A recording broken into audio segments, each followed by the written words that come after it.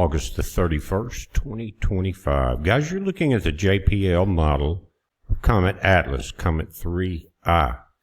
And what we're going to do is look at some times and dates, and most of you have seen the pattern and the trajectory that it's traveling as it comes into the inner solar system. And I want to point out one thing in particular, because there's a lot of attention being drawn to this thing, and no one's talking about what I'm about to talk about, and I think it's important. Now, as I back this up, you see this grid? That's the grid of the ecliptic, as my huskies decide to fuss with each other for a moment. Anyway, that's the grid or the plane. If you were going to draw a line to where all the planets rotated in, none of them are in a perfect plane like that, but we call it the ecliptic. But anyway, as I turn it up, and you get it right there, which is just a straight line. Let me pull it up. You're going to see these stepped up sections here and here. Now that is Atlas, and what it's showing, and I'll make it clear, we're going to look at it, but I want to leave it on the ecliptic, is what we're looking at here. The comet is in the top, and these lines are coming down to meet the ecliptic, that plane we were just looking at right there, okay? So that's telling us that the comet is above the ecliptic. It's diving down. It's going to dive and through Mars, through that orbit, come around the sun, and then rise back up. Now, what's important to realize is this thing is going to be traveling through a pretty large mass of objects called the asteroid belt. I'm going to point that out with the date and time. I've got this set today. Notice right down there, August 31st. And I'm going to pull it up. Here we have the outer solar system. Jupiter is here. We get closer. You've got Mars, Earth, Mercury, and Venus. Now, again, this is where Atlas is now. What I'm going to do is turn it to where we call Earth facing, kind of give you an idea and a perspective. The blue circle right down there is the Earth, Mercury, Venus, Earth, and Mars. And what's happening is this thing is coming in over Mars, Atlas is right there.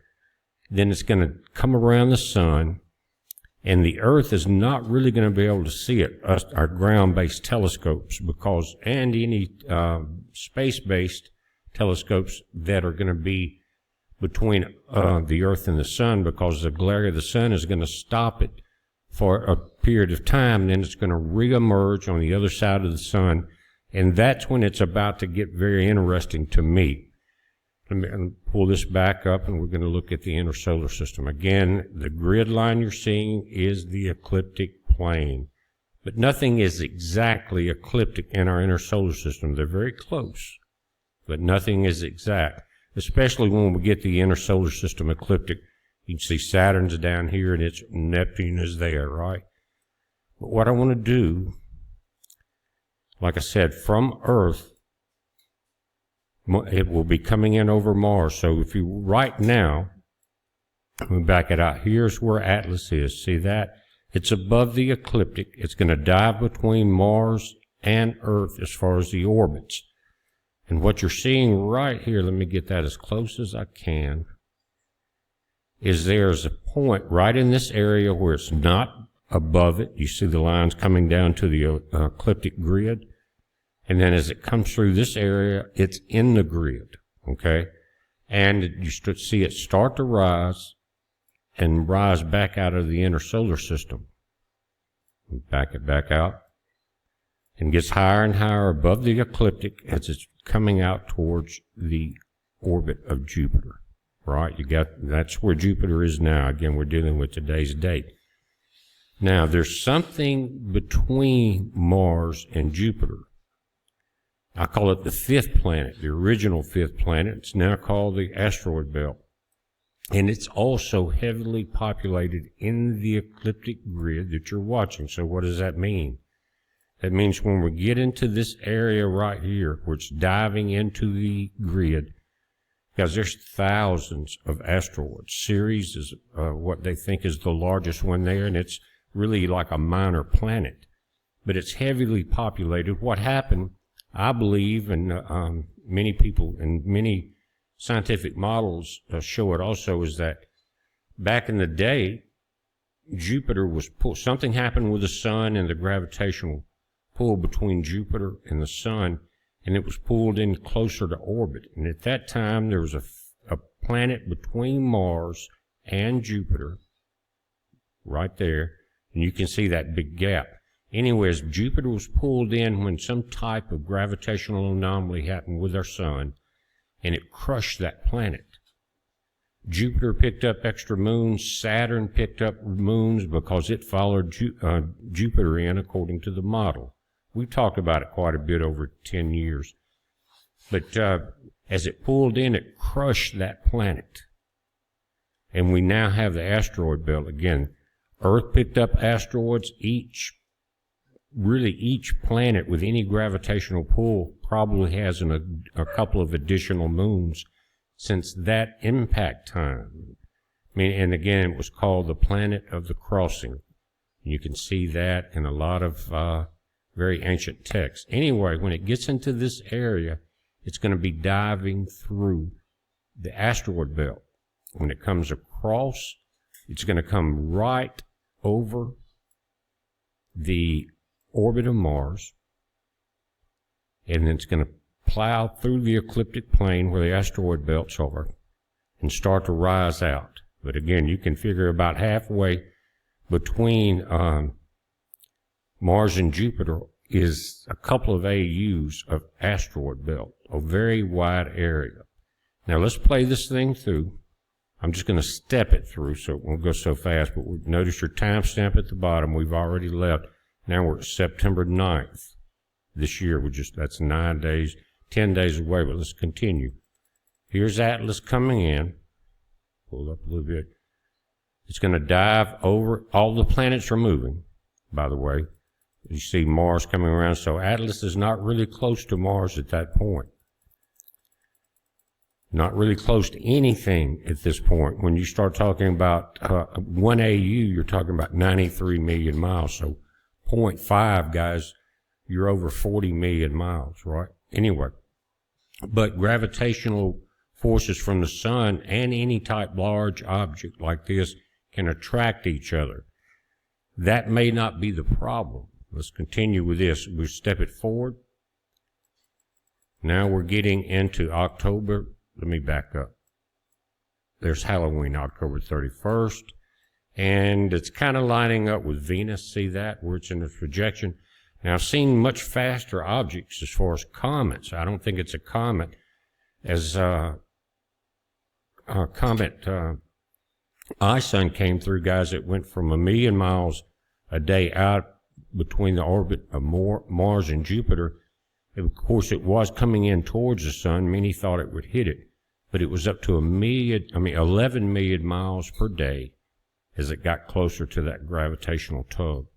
It was so close. Again, many scientists said it was going to hit the sun. I didn't agree with it, and it came out and spread out a double wing, probably about 40 million miles. If you look at the the SDO images of that close approach, it scattered it into millions of pieces, kind of like an asteroid belt. Anyway, let's go forward, and I'm going to just bear with me a moment. Atlas is at the top.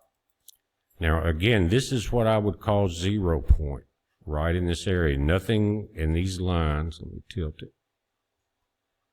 Nothing's there below it. And until it gets to here, nothing is above it. So right in here is the plow through the grid period where we have some concern. Let's get this going through, and I'm going to go up to December the 10th because that's going to be basically the point we really need to pay attention to. This is December 1st. Notice that. And now the asteroid belt is pretty close to our ecliptic here, but it's not compact as much as the ecliptic is. It rises above it and it falls below it, and there's different groups of asteroids that go between Mars and Jupiter, and some are really thick when you plow through them. Some are in a thinner section. We're going to take a look at that too. Anyway, December 1st, we're starting to get into that zone to where comet, or the object Atlas, is about to plow through our asteroid field.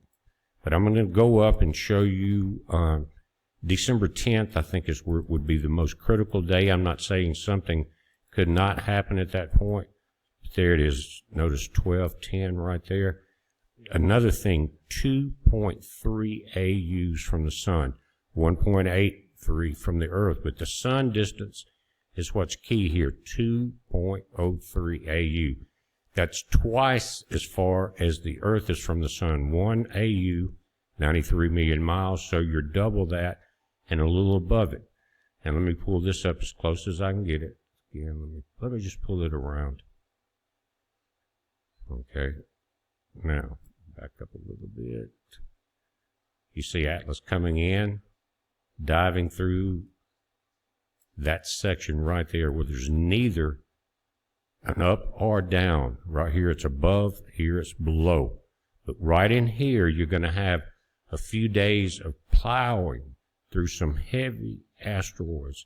And there is a biblical verse in Job that talks about this. Now, we've got a lot of different astrophysicists and scientists that are analyzing this, but I've heard no one talk about this, and maybe they don't want to talk about it. I'm going to look at some information that I've seen before, watching other comments that we've done. But again, let's just look at this for a minute. Here's the sun. The Earth is here. Mars is here. You got Venus and Mercury, and Jupiter is here. Now, the main asteroid belt is right here. Again, I honestly believe, and I go along with a lot of scientists, that there was a collision in the crossing. But you see, these particles are, I think, the last time they counted 17,000 asteroids with Ceres in here, which is basically a minor planet. But notice the distance from the sun, 2.1 to 3.3 AU.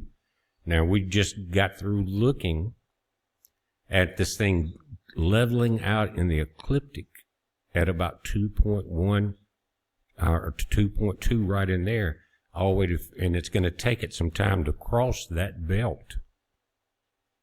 Now let's look at a graph that's looking straight down. The sun's in the center, Mercury, Venus, Earth, and Mars, and then there's a big gap before you get to Jupiter. And Jupiter is about 5 AU, or 5 times as far from the sun as the Earth is, right? But notice in the green, these are called Trojan asteroids. Different things happen. Different objects were caught up in different gravitational fields after the impact when Saturn and Jupiter moved into the inner solar system. These are Trojans in the green. These are Greeks. You start getting into what's called the Hildas or Hildas in the red, and then this is called the main asteroid belt. And if you flip this up, you'll see a lot of this is very close to the ecliptic, but some are lower and some are higher. Now again, a little bit of using a little technical information. I'm not going to try to make it too technical, but we're looking right here. The sun is here, Mercury, Venus, Earth, Mars, and out to Jupiter. And it's giving you over here the distance. And distance in space between objects is measured like from the center of the sun to the center of the Earth, or from Earth to an asteroid passing it. The measurement would be from the center of our planet to the center of the object. So you got to take out a few thousand miles, when you're looking at the center of the Earth. Anyway, 1 AU, that's from the center of the sun, notice that. Then before you get out to half of an AU, which would be 40-something million miles, you got Mercury, and once you pass that point, you've got Venus. Then Earth here is exactly 1 AU. It's the base standard of measurement, which means it's 1 astronomical unit or 93 million miles from the sun. That's on an average because it gets closer and further. Then you right past that, you start getting into the near-Earth asteroids, which we see. Then at 1.5 AU, you have Mars. Now you saw the different color asteroids. As it gets to 1.5, then you're going to be dealing with the Mars Trojans. And then as it passes Mars, the Hungarian group then past 2 AU. That's twice as far from the Earth to the Sun as the Earth is. You just past the Hungarian group and you're about to get into the inner main belt. It's the thickest one, and that's past 2 AU. Now let's go back just a moment. Now here I took a screenshot of December the 10th that we went through. And on the blue area, I'm pointing to the fact that it's 1.83 unit, or astronomical units from Earth, but 2.03 from the Sun. And that is where it's right in the middle of coming down, breaking through the plane, and then getting ready to dive under Jupiter's orbit. Do you understand what I'm saying? So, again, the date, December 10th, it's going to be getting very interesting. But that is just the exact ecliptic. Okay? So again, it's diving into the asteroid belt at 2.03 astronomical units on December the 12th. And I've got this set at midnight UTC time. But again, right before this date, you've got some asteroids that are higher than the ecliptic, some that are lower. So it's not going to be a one-day event if we start seeing collisions. Now, when they launch a satellite, like a Voyager or something like that out in space, they have all the vectors and the delta vectors, everything they need to bypass anything. We're not in control of Atlas. So how would it, if someone is controlling it, let me say this, they may have plotted where everything's going to be.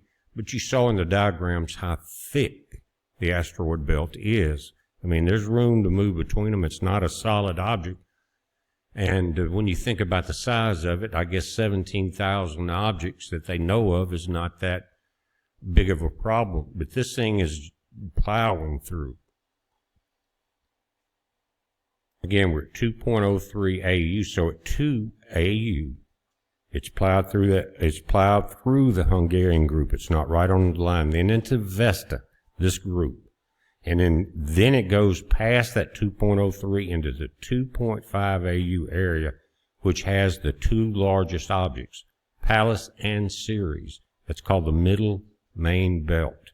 Then into the outer main belt, you got Hygeia.